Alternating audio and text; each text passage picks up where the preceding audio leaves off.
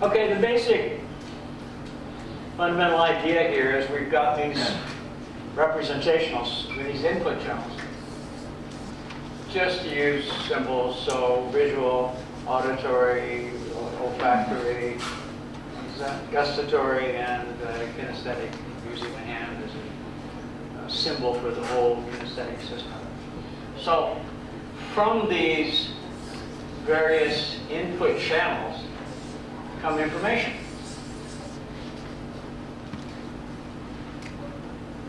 There is a long route, for example, between the eye, and it goes through various way stations until it gets to a place called the occipital cortex. So this is the brain stem. The occipital cortex is along the back of the brain, right here. Until it reaches there, we don't know that we're seeing anything. When it hits V1 through V4, if I remember correctly, different visual processing parts of the occipital cortex, that's called FA. FA is first awareness. So this is called FA. It's the first place that we're going to know that there's something out there, whether it's the source is a First awareness. Sorry? Primera conciencia. First awareness. First awareness. It doesn't necessarily mean we're conscious of it. It's the first time we orient towards something that moves in our peripheral vision. It's the first time we orient toward a sound which is located over here, over there, etc. The first time that we become aware of. Now by aware of, I'm not including consciousness. I'm just including orienting responses. It's the first time we show any indication that we know of something which is going to now become probably the focus of our attention. It's important. So all of this input, data is flowing all the time. Retina of the eye, tympanic membrane of the ear, etc., for each of these. And of course, the 5 systems I've drawn up there are only the ones that everybody talks about. Even in NLP, we've pared it down to visual, auditory, and kinesthetic. We don't pay much attention to the other ones. At any rate, when this information gets, there's a long track of processing which is full of what are called transforms. So along this route, and along the route of the occipital lobe, are these things called transforms.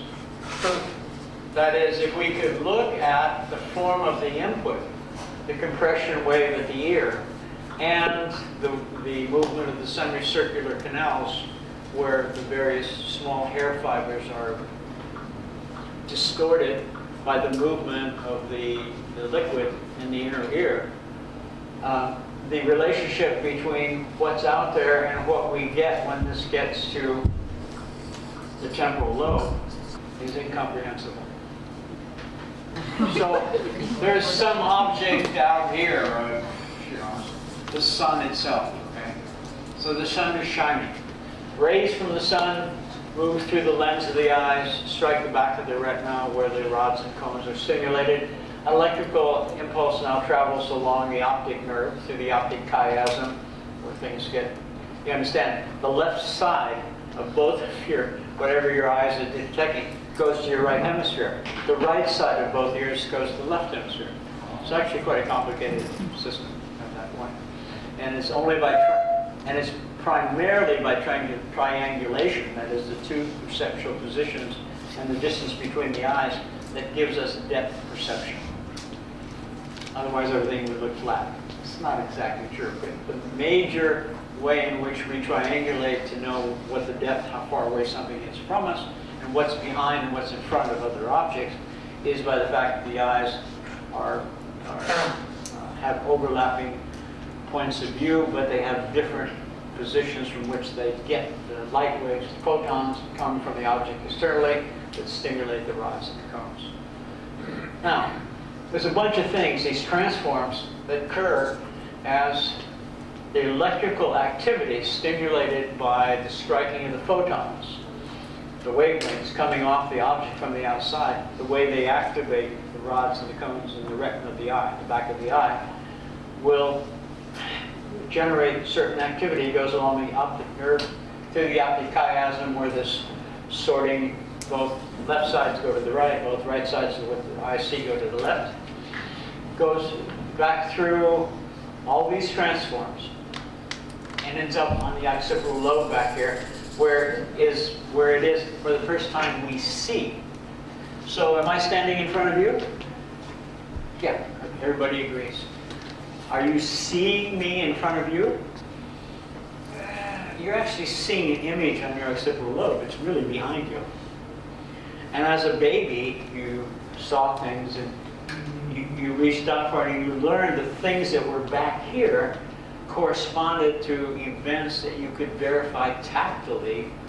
And of course, you put whatever the object was immediately in your mouth. That's what babies do.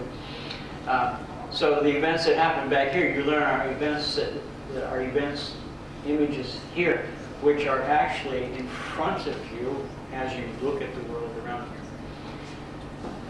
What do we have so far? We have photons coming in from objects, reflected light off of objects in our environment. They go into the retina. They trigger an electrical impulse, which now goes through a series of transforms in the neurology. Goes back to the optic chiasm, the hypothalamus, and ends up stimulating areas B1 through B4 on the occipital lobe of our brains. That is first access. The point at which we become aware of the object in front of us by events, electrical events that occur on the occipital lobe, that's called first access. That's the first place in our neurology we react as if there is something out there. Yeah, go ahead. There's no language yet. There's no language yet. There's no language yet. No language. Okay, so that's FA. Then there's F1. After FA comes F1. Really nice terminology, huh? Really descriptive terminology. F1. Yes, F1 is where we become conscious that there's something out there. Oh, sorry. F1, FA. And then we go to, F2. F2 is where we generate names and we label things which we are now seeing, hearing, feeling, tasting. So, this is all subject to a verification I'll offer you tomorrow. Can't remember how we did this. Okay, F2. F2 is where language first comes. By the way, I can't leave this behind. One of the fascinating things is that not all languages have color words. If a language has one or more color words, the first two will be black and white. The next one will be red. And there's a hierarchy of which colors, if there's a full range of color words in the language, there's a sequence which all languages seem to follow. Subject to my review of my own book that I wrote, that I wrote with Carmen. FA is where we first make oriented responses to what's going on that's being reported on different parts. The temporal lobe is where auditory events occur. The motor cortex is up here. The visual is back here, etc., etc. Okay, so each one of the sensory channels has this same structure as the vision. There is a receptor, a tympanic membrane, blah, blah, blah, blah. And then there is after the reception. The receptors are stimulated, there's an electrical impulse that goes in 4 of the 5 cases through the hypothalamus and then into the various specialized area of the cortex where we have things we call images and sounds and odors, etc., etc. So the epistemology, the point of all this is, it seems obvious to me now. I was excited when Carmen and I worked it out. Forget deletion, distortion, and generalization.